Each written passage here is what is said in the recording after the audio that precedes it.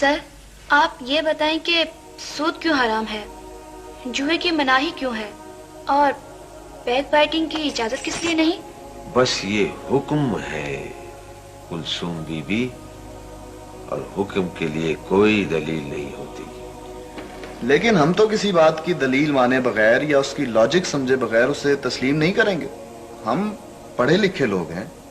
دیکھو، کسی کمرے میں تمہارے جیسے علوم جدیدہ کے ماہر اور اس شہر کے بڑے بڑے دانشور جمع اور بڑی باریک فلسفوں میں گفتگو کر رہے ہوں، اور ایک انجینئر ہانپتے کانپتے آئے اور کہے اٹھو بھاگو بھاگو یہ بلڈنگ گر جاتی ہے، تو سب اٹھ کر بھاگ جاؤ گے اور تم میں سے کوئی بھی دلیل یا ریزن نہیں مانگے گا۔ لیکن سر یہ تو ٹھیک ہے، مگر اگر کوئی ڈاکٹر دوا تجویز کر دے تو بلا حیل و حجت اسے استعمال کرنا شروع کر دے، کیونکہ وہ اس علم کا ماہر ہے، اس کے تقاضوں کو جانتا ہے۔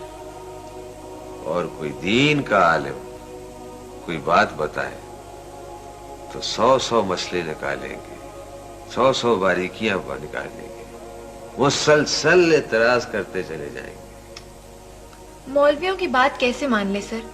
ان کے تو آپس کے اختلاف ہی ختم نہیں ہوتے، اب کس کی مانے اور کس کی نہ مانے۔ اتنی دیر میں یہی تو بات کر رہا تھا اور ہم پھر وہیں پہنچ گئے۔ دیکھو بی بی، اختلاف کہاں نہیں ہے اور کس میں نہیں ہے۔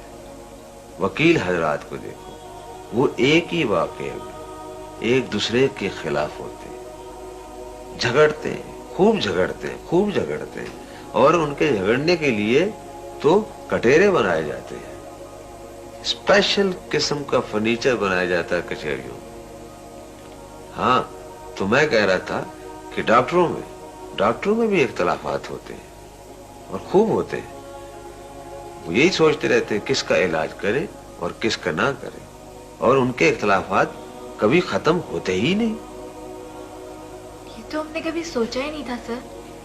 لیکن سر اس کی وجہ کیا ہے کہ ان کا جھگڑا اور اختلاف ہمیں اختلاف نہیں لگتا، اور ان کا لگتا ہے جو بڑی شدت کے ساتھ؟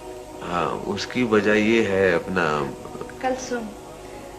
وجہ اس کی یہ ہے کلثوم بی بی کہ جو بات کسی کو کہنی ہوتی ہے اور اس کی ضرورت محسوس کی جاتی ہے، اس کے خلاف اور ناخلاف کی پرواہ نہیں کی جاتی۔ دین کی چونکہ پرواہ نہیں اور اس کی قدر نہیں، اسی لیے ہیلے بہانے تلاش کیے جاتے ہیں۔ شاید اس کی وجہ یہ ہو سر کہ جان اور مال چونکہ زیادہ عزیز ہوتے ہیں اور لوگ ان کے… شاباش، کلثوم تو بڑی سوچنے والی لڑکی ہے۔